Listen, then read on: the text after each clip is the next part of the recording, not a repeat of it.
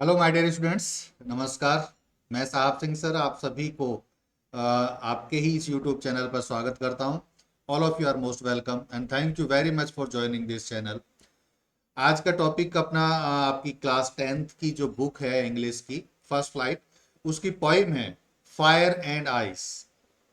Dear students, fire and ice जो Frost फ्रॉस्ट ने जो ये पोइम लिखी है वो है बहुत छोटी सी, दिखने में बहुत छोटी सी है, लेकिन ये जो पोइम है वो काफी डेप्थ मीनिंग हमको देती है। और जो रॉबर्ट फ्रॉस्ट है वो एक बहुत बड़ा मैसेज इस दुनिया को बताना देना चाहते हैं एक छोटी सी पोइम के थ्रू। काफी हाईली सिंबॉलिकल पोइम है ये। इसका इंट्रोडक्शन मैं आपको पहले बता दूं। This poem is a discussion on the end of the world. इस पोइम के अंदर जो रॉबर्ट फ्रॉस्ट हैं वो हमें बता रहे हैं कि इस दुनिया का, इस पूरे वर्ल्ड का एंड अगर कभी होगा तो वो कैसे होगा, उसके पॉसिबल रीजंस क्या हो। According to Bible the world will end by fire. वो प्रूफ भी देते हैं अपनी बातों को सही साबित करने के लिए। तो वो ये बोल रहे हैं कि भाई बाइबल में तो ये लिखा हुआ है कि अगर इस दुनिया का, इस वर्ल्ड का कभी एंड होगा तो वो फायर की वजह से होगा, आग की वजह से होगा। But the modern scientist believe that in case of nuclear war all life on this earth shall be Frozen two death. लेकिन जो मॉडर्न साइंटिस्ट हैं उनका व्यू ये है कि या तो न्यूक्लियर वॉर हो जाए, तो न्यूक्लियर वॉर में भी ये जो पूरी दुनिया है वो उसकी स्टेज ये आ जाएगी कि सब कुछ बर्फ से एकदम ये फ्रीज हो जाएंगे। क्योंकि और ये जितनी भी ग्लेशियर्स है, जितनी आइस है, वो धीरे धीरे ग्लोबलाइजेशन की वजह से, गर्मी बढ़ने की वजह से, टेम्परेचर अर्थ का बढ़ने की वजह से मेल्ट हो करके और पिघल के जा रहा है ओशियन और इसमें ओशियंस में, सीज में सारा। तो वैसे भी आइस वहां पर बची नहीं है जो पूरे क्लाइमेट को, पूरे टेम्परेचर को कंट्रोल करती है, मैनेज करती है, वो भी नहीं बची।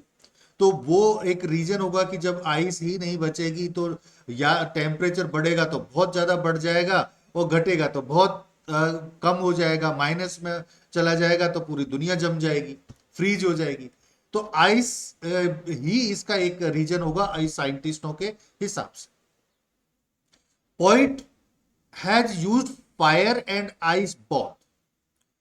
पोइट ने दोनों ही रीजन्स, दोनों ही जो टर्म है फायर और आइस, दोनों को यूज किया है अपनी पोएम के अंदर रीजन बताने के लिए कि ये दुनिया का एंड कैसे होगा। लेकिन इन दोनों ही वर्ड को उसने सिंबॉलिकल यूज किया, एज ए सिंबल यूज किया। उसके अकॉर्डिंगली फायर जो है वो डिजायर को रिप्रेजेंट कर रही है, और जो आइस है वो हैट्रेड, नफरत को उसने यूज किया है, रिप्रेजेंट किया है। अब इसमें पोइम में चलते हैं, पोइम को एक्सप्लेन करते हैं। देखिए, सम से, कुछ लोग कहते हैं, the world will and in fire, कि ये जो पूरी दुनिया है, पूरा जो वर्ल्ड है, उसका एंड फायर की वजह से होगा। हालांकि उन्होंने पोइम के अंदर यहाँ पर बाइबल का नाम नहीं लिया, लेकिन ये बाइबल में लिखा हुआ है, इसलिए कहीं ना कहीं उनका इंडिकेशन वही थी, उसी में था उनका। तो सम से, कुछ लोग कहते हैं कि दुनिया का एंड फायर की वजह से होगा, सम से इन आइस, और कुछ लोग कहते हैं कि आइस की वजह से होगा। तो जो वो बोल रहे हैं सम से, जब पॉइंट बोल रहा है सम से, कि इसका तो अपन जानते हैं कि साइंटिस्ट बोल रहे हैं कि आइस की वजह से। अब from what I have tested of desire, अब वो अपने व्यूज बता रहे हैं, अपने ओपिनियन बता रहे हैं। वो ये बोल रहे हैं from what I have tested, जो मैंने एक्सपीरियंस किया है। यहाँ पे टेस्टेड, टेस्ट का मतलब टेस्ट करना नहीं है, एक्सपीरियंस लेना है। वो बोल रहे हैं कि मैंने जो एक्सपीरियंस लिया है अबाउट डिजायर, डिजायर के बारे में, यानी लोगों की जो इच्छा है, डिजायर है, उसके बारे में मैंने जो सीखा है, मैंने जो अपनी लाइफ में एक्सपीरियंस किया है, देखा है, उसके बेस पर मैं कह सकता हूं आई होल्ड विद दोज, मैं उन लोगों का साथ दूंगा, मैं उन लोगों के फेवर में हूं, मैं उन लोगों के उसमें ओपिनियन को मानता हूं हु फेवर फायर, जो ये बोल रहे हैं कि भाई इस दुनिया का जो एंड होगा वो फायर की वजह से होगा, तो मैं उनके साथ हूं, मैं उनकी बात को मानता हूं और उन्हीं के साथ में अपनी ओपिनियन ज्वाइन करता हूं, यानी उनके साथ में खड़ा होता हूं कि हाँ भाई मैं भी यही बोल रहा हूं कि फायर की वजह से।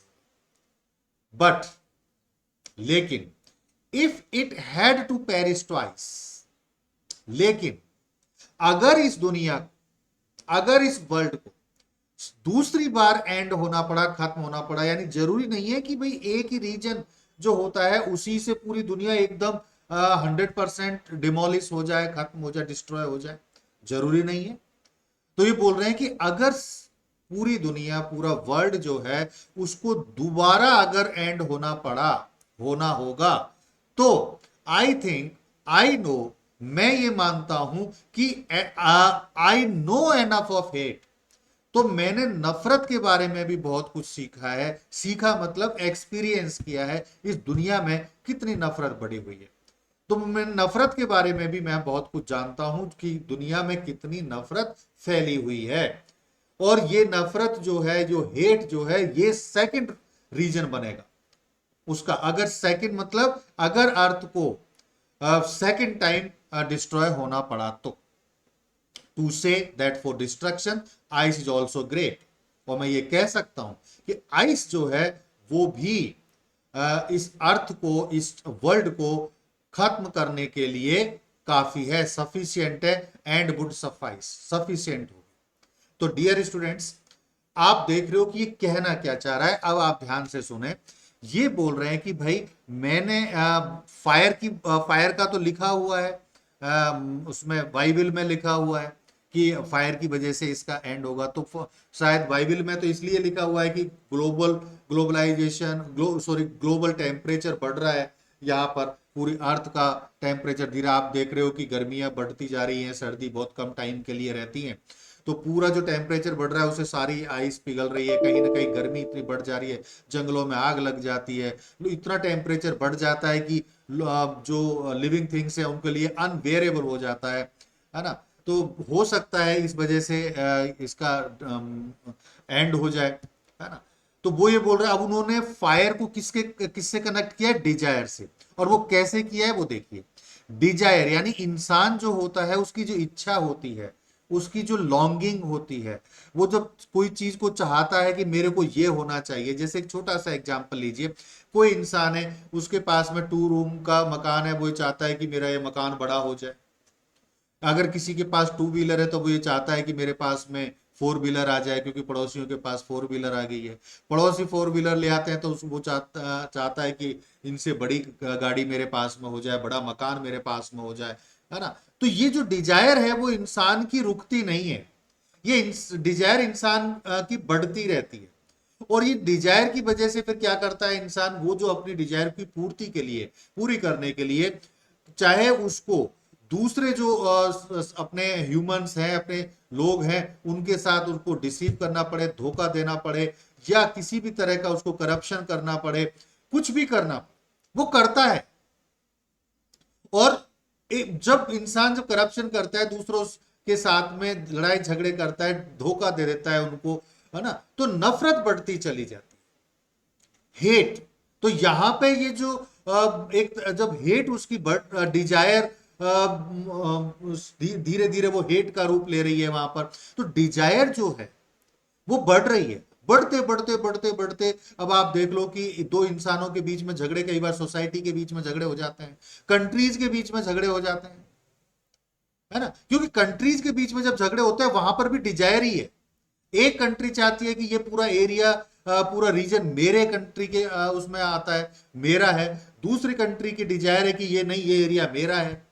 और हम लोग एक्सपीरियंस कर भी रहे हैं कि इस वक्त दुनिया में कई जो कंट्रीज के बीच में जो वॉर चल रहा है वो कहीं ना कहीं डिजायर का ही एक रूप है ना। तो वो डिजायर आप देखिए कहां तक पहुंच गई है, यानी दो इंसानों के बीच की डिजायर कंट्रीज के बीच में आ गई है। जब दो कंट्रीज के बीच में वॉर होता है, कई बार एक कंट्री ए को कई सारी दूसरी कंट्री उसका साथ देने लग जाती है, दूसरी जो कंट्री बी है उसका साथ देने के लिए लग जाती है, ग्रुप हो जाता है, फिर वो वर्ल्ड वॉर में चेंज हो सकता है।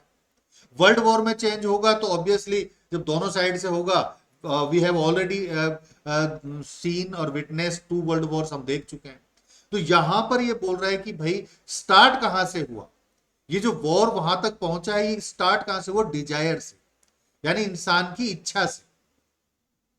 तो डिजायर भी एक बहुत बड़ा रीजन हो सकता है, और वर्ल्ड वॉर अगर हुआ तो ऑब्वियसली एटॉमिक वॉर भी हो सकता है और पूरी दुनिया पूरा वर्ल्ड का एंड हो सकता है। तो डिजायर भी एक बहुत बड़ा कारण है। जिस तरह से फायर, जंगल में आग लग जाती है तो आप देखते हो छोटी सी आग कितना बड़ा भयंकर रूप ले लेती है, पूरे जंगल को जला देती है। इसी तरह से फायर जो होती है वो छोटी सी चीज, छोटी सी डिजायर से स्टार्ट होती है और वो बढ़ते बढ़ते बहुत भयंकर रूप ले लेती है और वर्ल्ड वॉर तक पहुंच जाती है। तो इस तरह से उसने डिजायर को फायर के साथ में रिलेट किया, यानी फायर ये जो यहाँ पर पोइम के अंदर दिया गया है वो डिजायर को डिनोट कर रही है। और दूसरा अगला जो कारण है वो है आइस। तो यहां पर जो पॉइंट है उसने आइस को भी एक सिंबॉलिकल यूज किया है, वो किया है हेट के लिए, हेटरेड, नफरत के लिए। जब हम जो ह्यूमंस हैं, इंसान जो हैं, वो जिनके बीच में दूसरे इंसान के लिए या दूसरे लिविंग्स के लिए जो प्यार मोहब्बत होनी चाहिए हमारे मन के अंदर, हमारे दिलों के अंदर, वो अब धीरे धीरे नफरत का रूप ले रही है। यानी हमारी जो इच्छा है, हमारी डिजायर है, वो लालसा है, वो इतनी बढ़ चुकी है, ग्रीड हमारी इतनी हो चुकी है कि हम एक दूसरे से नफरत तक करने लग गए।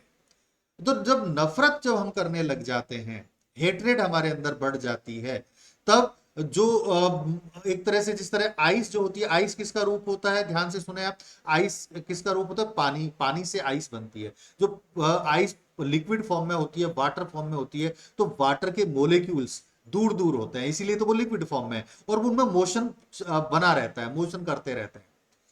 इसी तरह जब ये यही वाटर जब आइस में कन्वर्ट हो जाता है, सॉलिड में, तो वो जो मोलिक्यूल्स है वो नजदीक क्लोज आ जाते हैं, क्लोज आकर के उनकी मूवमेंट खत्म हो जाती है।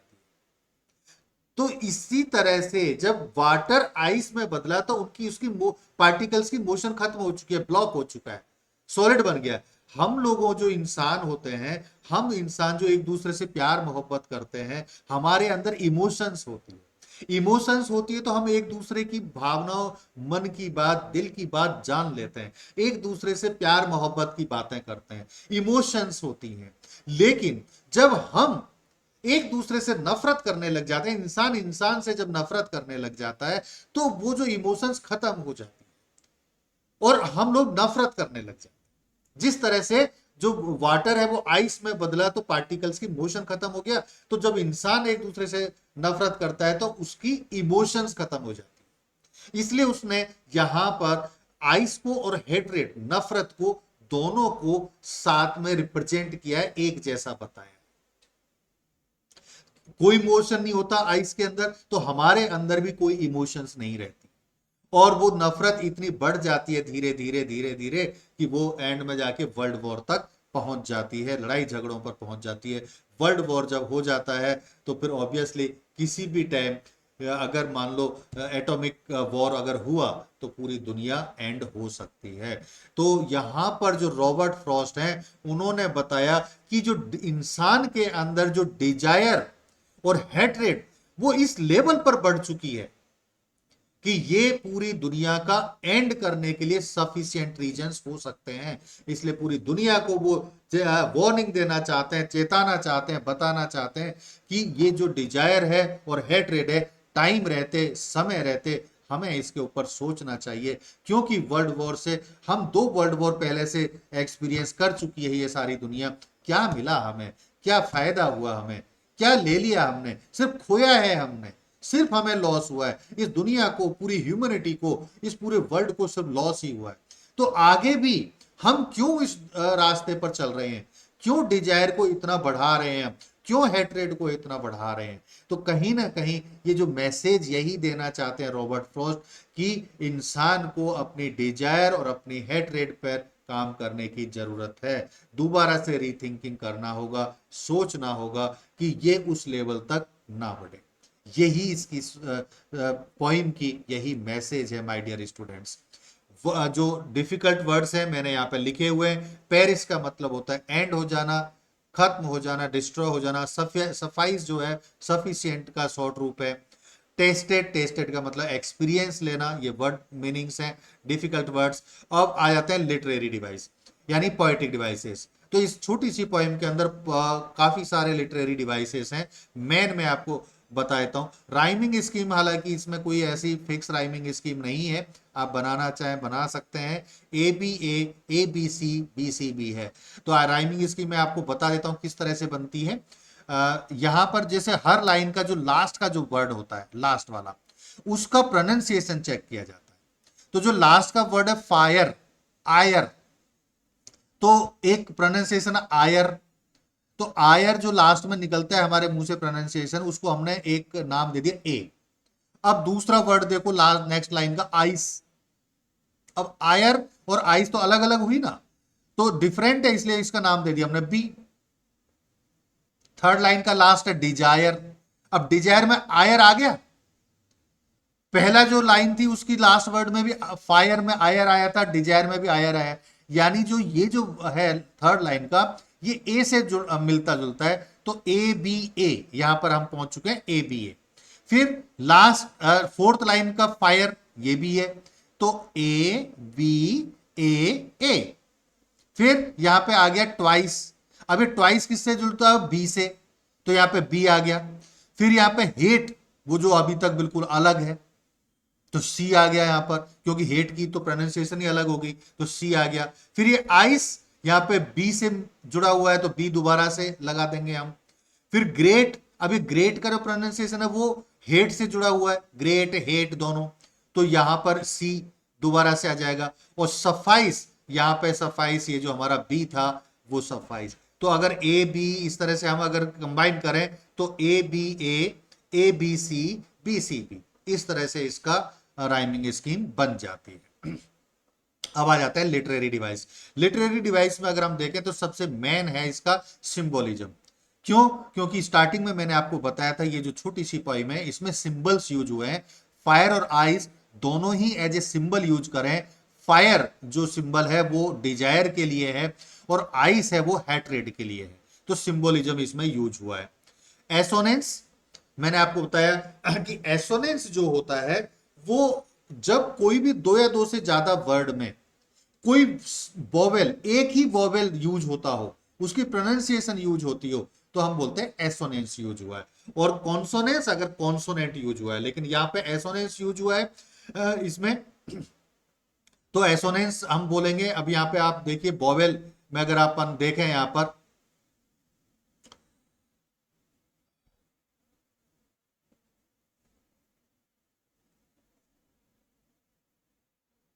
फर्स्ट लाइन में अगर हम देखें तो वर्ल्ड विल, यहां पे एलिट्रेशन लगा हुआ है, मैंने एलिट्रेशन लिख ही दिया यहां पर। यहां पे पहले मैं एसोनेंस के बारे में, तो होल्ड और दोज, होल्ड में ओ आ गया, दोज में भी ओ आ गया, तो एसोनेंस यहां पे लग गया, है ना।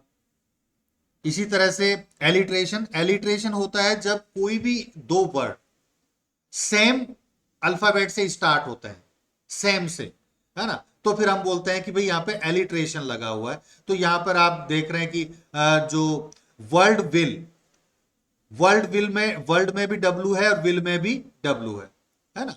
तो इस तरह से यहां पर एलिट्रेशन लग गया। इमेजरी, तो इमेजिन किया गया है, क्योंकि यहाँ पे वर्ल्ड का जो एंड होने का जो रीजन है कि वर्ल्ड कैसे एंड होगा, दुनिया कैसे खत्म होगी, तो ये इमेजरी तो की है यहाँ पे पॉइंट ने, तो इसलिए इमेजरी तो यहाँ पे लगा हुआ है। जब कोई भी काम, कोई भी चीज को इमेजिन किया गया है तो इमेजरी लगता है। Anaphora, the repetition of word, यानी दो वर्ड जब रिपीट होते हैं तब हम बोलते हैं कि यहां पर एनाफोरा यूज होता है at the start of two or more consecutive lines. तो सेम वर्ड दो या दो से ज्यादा लाइन में सेम वर्ड से स्टार्ट होती है, दो लाइन सेम वर्ड से स्टार्ट होती है, तो सम से, यहाँ पे पहली लाइन और दूसरी लाइन को अगर आप देखें, सम से यहाँ पर भी आया हुआ है, सम से यहाँ पर भी आया हुआ है ना, तो यहाँ पे अनफोरा यूज हो गया। पर्सोनिफिकेशन, पर्सोनिफिकेशन आप देख रहे हैं कि फायर और आइस जो दोनों की दोनों जो इसने सिंबल्स यूज करे हैं वो डिस्ट्रॉय कर रहे हैं अर्थ को। तो यहां पर एक तरह से ह्यूमन जैसा काम कर रहे हैं भी, है ना। तो जब ह्यूमन जैसा काम करे कोई भी कोई भी ऐसी चीजें जो ह्यूमन नहीं है, पर्सन नहीं है, लेकिन उससे जो पोइट या राइटर ह्यूमन जैसा काम करवाए यहाँ पे, यानी एक तरह से डिस्ट्रॉय कर रहे हैं, पूरी अर्थ को डिस्ट्रॉय कर रहे हैं। और वो कौन कर रहा है? फायर कर रहा है और आइस कर रही है। तो फायर और आइस एक तरह से पर्सन का काम कर रहे हैं, इंसान की तरह काम कर रहे हैं। तो यहां पर फायर और आइस को यहाँ पे पर्सोनिफाई किया गया है, तो एक पर्सोनिफिकेशन भी इसमें यूज किया गया। एंजाइनमेंट, जब कोई लाइन के लास्ट में कोई पंक्चुएशन मार्क्स ना हो, कॉमा, फुल स्टॉप या एक्सक्लेमेशन, इंटरोगेशन, कुछ भी अगर कोई निशा वो ना हो पंक्चुएशन, तो हम बोल रहे हैं कि भाई यहाँ पर एंजॉयमेंट यूज हुआ है। जैसे ये जो लाइन है, from what I have tested of desire, तो डिजायर के बाद में आप देख रहे हैं कि यहाँ पर कोई भी यहाँ पे पंक्चुएशन मार्क्स नहीं है, यहाँ पे हेट के बाद भी नहीं है, आइस के बाद भी नहीं है, ग्रेट के बाद भी नहीं है, तो इसलिए यहाँ हम बोलेंगे एंजॉयमेंट यूज हुआ है। तो डियर स्टूडेंट्स, ये इसके पोएटिक डिवाइसेस हैं, लिटरेरी डिवाइसेस हैं। जैसे मैंने आपको बताया कि इसमें लिटरेरी डिवाइसेस छोटी सी पोइम है, लेकिन लिटरेरी डिवाइस काफी सारे यूज हुए हैं, कई बार आ जाते हैं यहाँ पर। मेन है इसका जो पोइम है, छोटी सी पोइम, इसका मैसेज, क्या मैसेज वो देना चाहता है, वो काफी इंपॉर्टेंट है, वो मैंने आपको बता ही दिया है। अब है इसके क्वेश्चन आंसर्स। तो इस पॉइंट से अभी तक के बोर्ड एग्जाम्स में किस तरह के क्वेश्चंस पूछे गए हैं, वो क्वेश्चंस, और आने वाले जो बोर्ड एग्जाम में उसमें किस तरह के क्वेश्चंस, कौन कौन से क्वेश्चंस पॉसिबली पूछे जा सकते हैं, वो हम डिस्कस करेंगे नेक्स्ट वीडियो में। और सबसे इंपॉर्टेंट जो नेक्स्ट वीडियो में इंपॉर्टेंट डिस्कस करेंगे, वो करेंगे आंसर्स, क्वेश्चन के आंसर्स लिखने का सही तरीका, किस तरह से जो आंसर्स को लिखा जाए ताकि बोर्ड एग्जामिनेशन में जो इवेल्युएटर है वो आपको फुल मार्क्स दे। डियर स्टूडेंट्स, बोर्ड एग्जाम में जो इवेल्युएटर्स होते हैं, वो जो आंसर्स चेक करते हैं, वो कई पैरामीटर्स उनके पास होते हैं, उन पैरामीटर्स में आपके आंसर को वो देखते हैं, और जब सारे पैरामीटर्स पूरी तरह से सही, पूरी तरह से फॉलो हो रहे हैं आपके आंसर में, तभी वो फुल मार्क्स देते हैं, अदरवाइज वो मार्क डिडक्ट हो जाते हैं। तो वो जो तरीका है कि सही तरीका क्या होता है, सही कैसे आंसर लिखा जाए कि बिल्कुल मार्क्स डिडक्ट ना हो।